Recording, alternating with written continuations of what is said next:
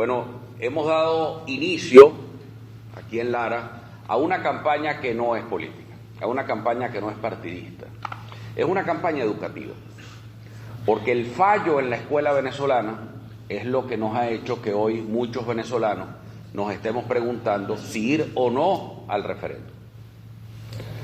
Muchos venezolanos incluso se están preguntando que qué es eso del Esequibo, que dónde queda eso.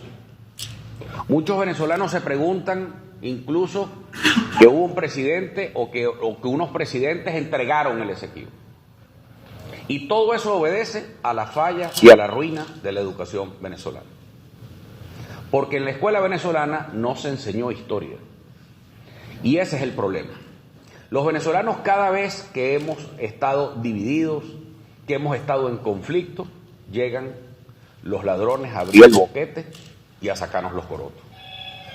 Eso le pasó a Simón Bolívar después de la Guerra de Independencia. Le pasó a José Antonio Páez después que se separó Venezuela de la Gran Colombia. Le pasó a Guzmán Blanco después de la Guerra Federal. Dictaron el laudo arbitral de 1899 cuando Ignacio Andrade había abandonado el poder y Cipriano Castro no había entrado a Caracas. No había gobierno. Además de eso, luego, por supuesto, pasaron años de ignominia hasta que llegó el propio magistrado que había participado en el laudo arbitral denunciando el fraude que ahí se había cometido.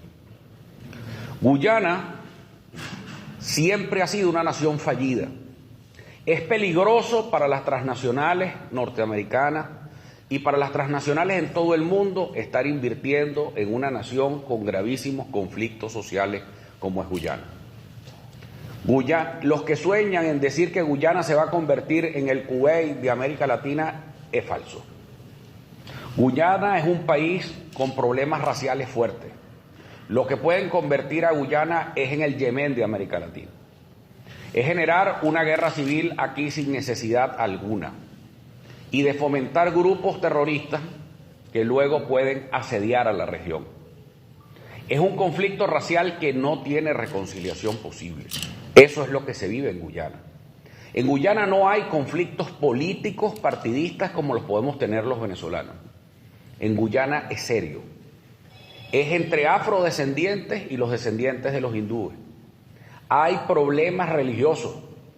Es una irresponsabilidad lo que están haciendo, despojar a Venezuela de territorio para dárselos a los guyaneses. Esta confabulación en el que ha participado la ExxonMobil, esta situación donde ha participado el gobierno de Guyana, pues evidentemente es un fraude descomunal.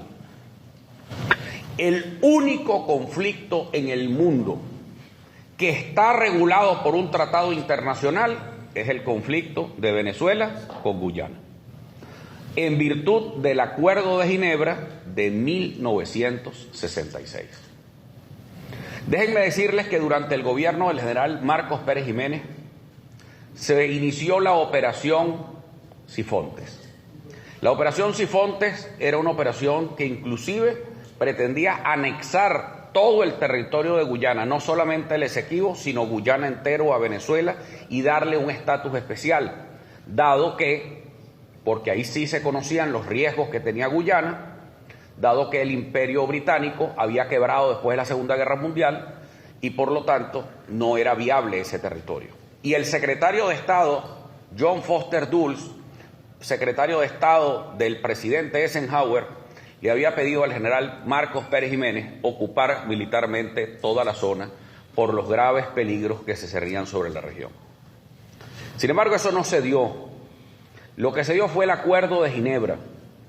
El Acuerdo de Ginebra de 1966, donde la naciente República Cooperativa de Guyana reconocía ante el mundo, ante las Naciones Unidas, que había un territorio en reclamación y un territorio en disputa. Y la única manera de resolver esa disputa era mediante una negociación bilateral.